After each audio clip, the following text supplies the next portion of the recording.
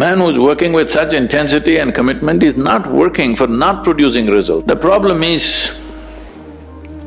you heard what Krishna said through the words of a king's servant. Whatever you wish to do in your life, you have goals. Whether it's art, music, spirituality, politics, business, you think you will do anything significant. That's all he's saying.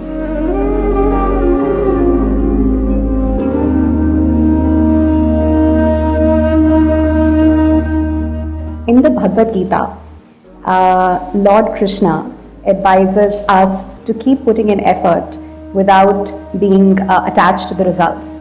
But I find it incredibly hard to keep working and not obsess over the results. And I would love to know how we can better practice putting in effort while being detached to the results. Well,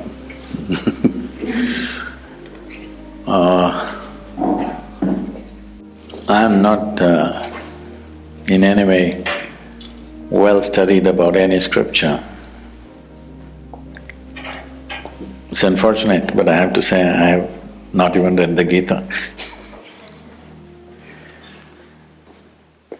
But we know the life of Krishna, that people think Krishna means butter, girls and flute. But you need to understand this. All these things happened only till he was 16 years of age. So after 16, he lived an extremely committed life.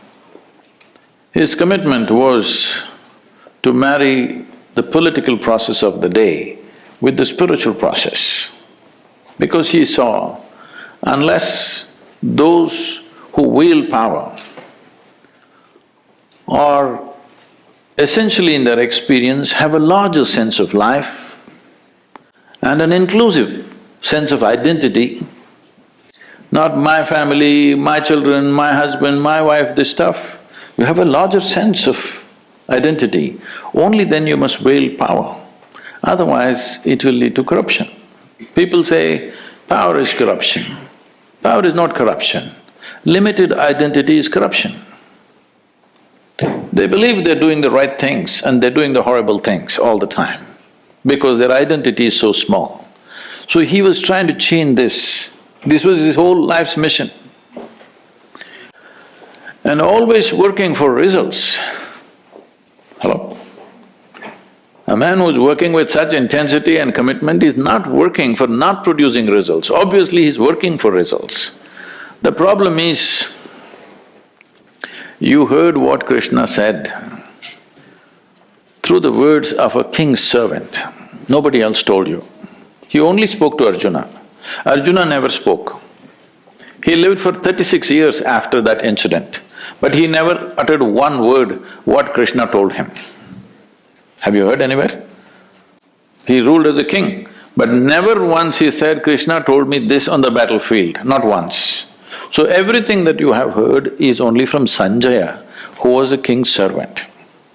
You must understand the quality of a king's servant, he's very reliable. See, if you… let's say, if your husband or wife or children, they saw something, they come and tell you, they will add a little bit of their own stuff and tell you. It is intrinsic to a human being. Their own opinions, ideas, other things will naturally get into what they're speaking. But a king's servant is trained never to add his opinion, otherwise his head will go. He will only interpret everything word by word as it was. So he is a kind of a ancient tape recorder, okay? He's recording and just telling the king, this is what he is saying. But there's no context. What is shared between two people, where there's a very deep relationship, if two lovers are doing something, talking to each other, somebody else may think they're quarreling, but they're doing their love affair. So this is a love affair between Krishna and Arjuna because they know each other very intimately. So he's speaking a certain language, So as king's servant takes word by word without knowing the context or understanding what it is, the experiential dimension of what it is, and he's saying, so having said that, see, essentially it is just this, whatever you wish to do in your life, you have goals. What kind of goal will you set up? Right now you're in the university. What kind of goal will you set up? What you already know, you will exaggerate that a little bit and think it's a big goal in your life. Generally people call this an ambition, I call this a constipation. Because you're trying to handle life little by little, just like constipation. If you have a goal, your goal cannot be something absolutely new, it is only an exaggeration of what you already know, yes or no? Can you think of a goal that you simply don't know? How is it even possible?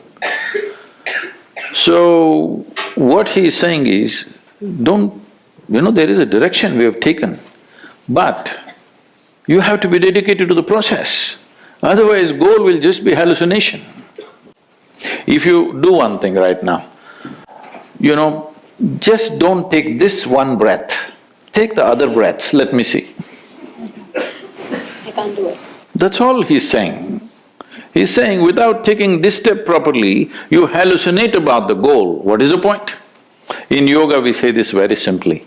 We say if you have one eye on the goal, you have only one eye to find your way, it's inefficient, that's all. So he is just talking about in a battle, if you're inefficient, it is not that you won't get your increment or promotion, you just get dead. Hello? In a battle, if you're inefficient, you think you will just lose your marks or something? A grade you will lose, is that what it is? No, you will be buried that evening.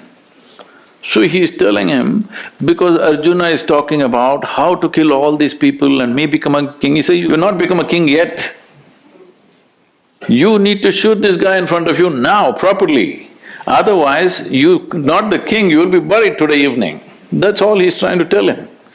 Is it wrong? So, every year in the month of November, we have a business event. So, 200 CEOs were there last year also, this November it's coming again. And they just look at how seamlessly Isha Foundation functions, variety of activity, all volunteers. Volunteers means what? Nobody's trained for the job. They are super dedicated, but they're not trained for the job. And you can't fire them because they're volunteers. If you hired them, you can fire them, they're volunteers, how to fire them, you can't.